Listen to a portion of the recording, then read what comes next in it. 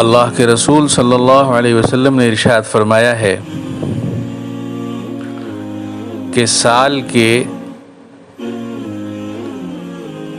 کسی بھی دنوں میں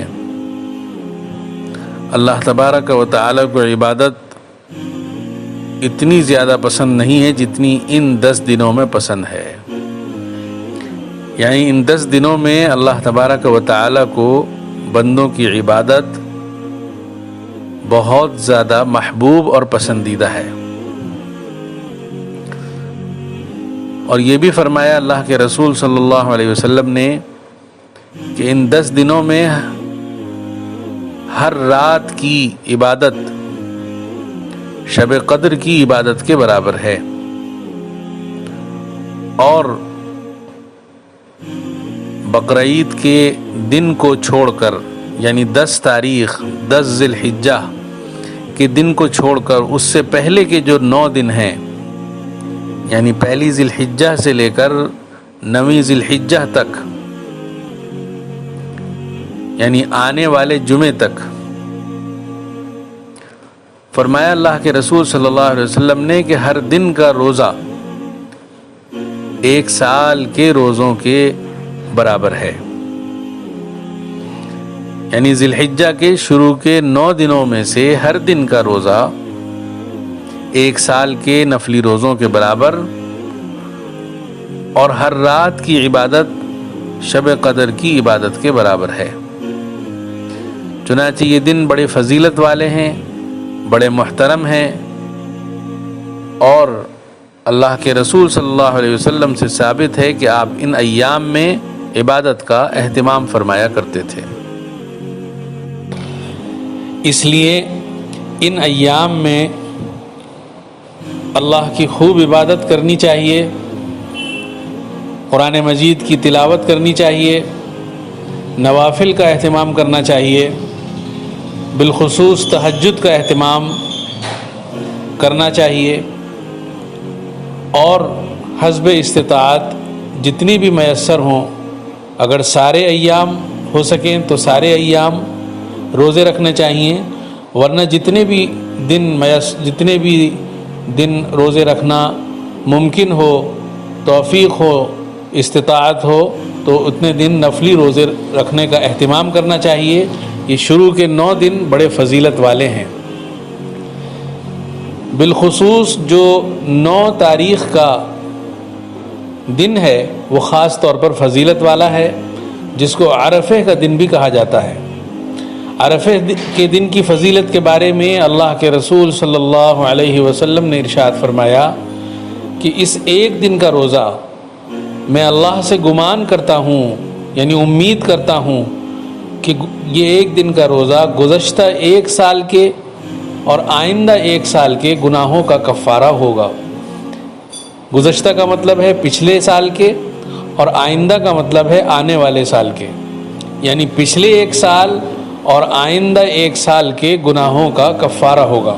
یہ اللہ کے رسول صلی اللہ علیہ وسلم نے فضیلت بیان فرمائی عرفے کے دن کے روزے کی، یعنی 9 تاریخ 9ویں ذی الحجہ کے روزے کی. بہت سے حضرات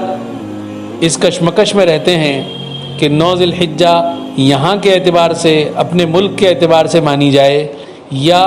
سعودی عرب کے اعتبار سے مانی جائے، کیونکہ تاریخ میں 1 دن کا فرق رہتا ہے.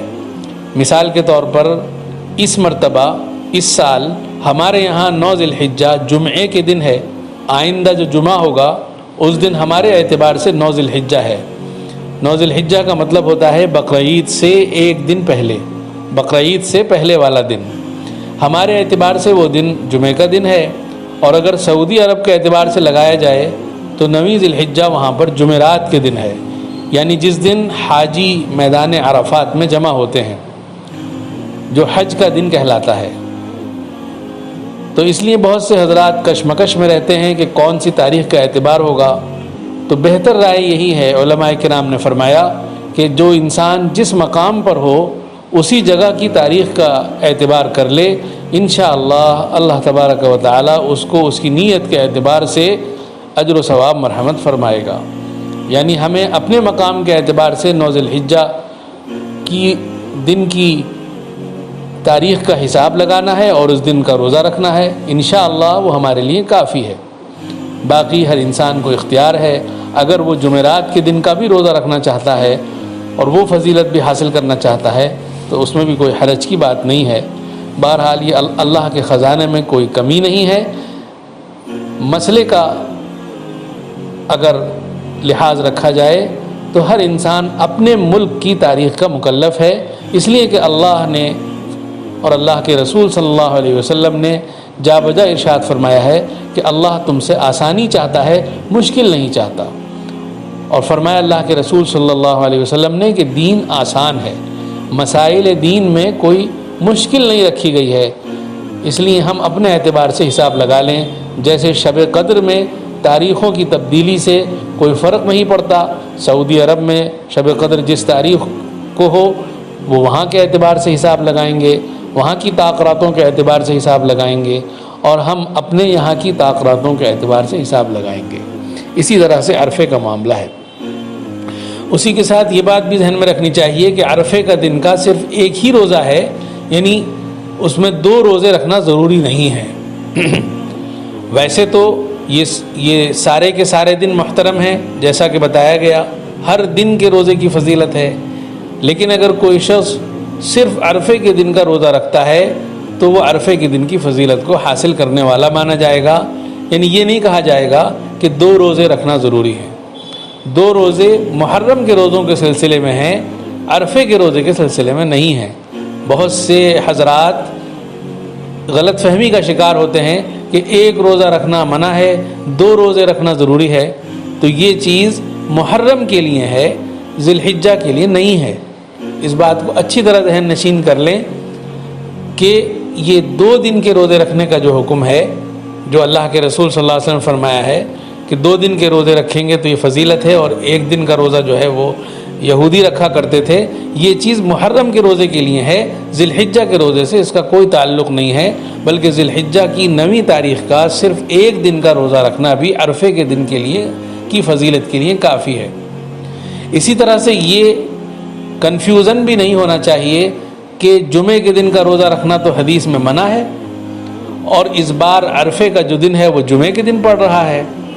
تو جمعے کے دن کا روزہ تو منع ہے۔ یہ کنفیوژن نہیں ہونا چاہیے، اس لیے کہ جو جمعے کے دن کا روزہ رکھنا منع ہے وہ عام دنوں کے لیے ہے علاوہ عرفے کے، لیکن اگر عرفہ جمعے کے دن پڑ رہا ہو تو پھر صرف جمعے کے دن کا روزہ رکھنا بھی جائز ہے، کوئی حرج کی بات نہیں ہے۔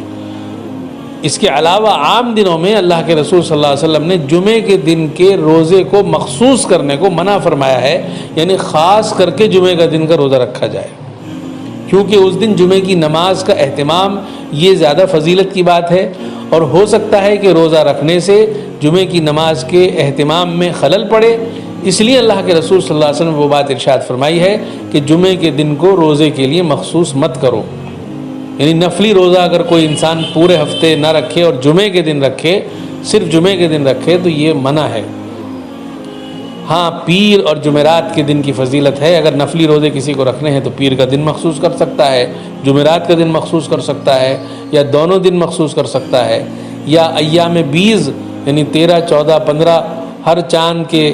کی تاریخ کے 13 اور 14، 15 دن کو مخصوص کر سکتا ہے، لیکن صرف جمعے کے دن کو مخصوص کرنا یہ مناسب نہیں ہے۔ لیکن یہ فضیلت عام دنوں کے بارے میں ہے، یہ ممانعت عام دنوں کے بارے میں ہے۔ اگر عرفے کا دن جمعے کے دن پڑ رہا ہو جیسا کہ اس سال پڑے گا تو اس میں یہ ممانعت ختم ہو جاتی ہے، انسان جمعے کے دن کا روزہ رکھ سکتا ہے اگر عرفے کے دن ہو۔ اسی کے ساتھ ایک بات یہ یاد رکھنے کی ہے کہ 9ویں ذی الحجہ سے 13ویں ذی الحجہ تک ہر نماز کے بعد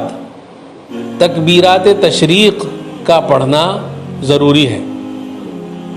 اللہ اکبر، اللہ اکبر، لا الہ الا اللہ، واللہ اکبر، اللہ اکبر وللہ الحمد۔ یہ تکبیرات تشریق مردوں کے لیے بلند آواز سے اور خواتین کے لیے، عورتوں کے لیے آہستہ آواز سے پڑھنا سنت ہے۔ یہ تکبیرات جو ہیں وہ بہت سے علماء کے نزدیک سنت مؤکدہ ہیں، اور کچھ علماء کے نزدیک یہ واجب ہیں۔ ان تکبیرات کو نماز کے بعد پڑھنا واجب ہے، ایام تشریق میں، اس لیے اس کا اہتمام کرنا چاہیے، اور ہر فرض نماز کے سلام پھیرنے کے فوراً بعد ان تکبیرات کو بلند آواز سے مرد حضرات کو پڑھنے کا اہتمام کرنا چاہیے، اور خواتین کو، عورتوں کو آہستہ آواز سے ان تکبیرات کو پڑھنا چاہیے۔ اللہ تبارک و تعالی ہمیں عمل کرنے کی اور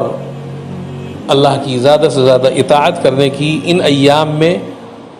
اور تمام زندگی کے ایام میں اللہ تبارک و تعالی توفیق میسر فرمائے، اور بالخصوص ان 10 دنوں کی اللہ تبارک و تعالی ہمیں قدردانی کی توفیق مرحمت فرمائے۔ وآخر دعوانا الحمد للہ رب العالمین۔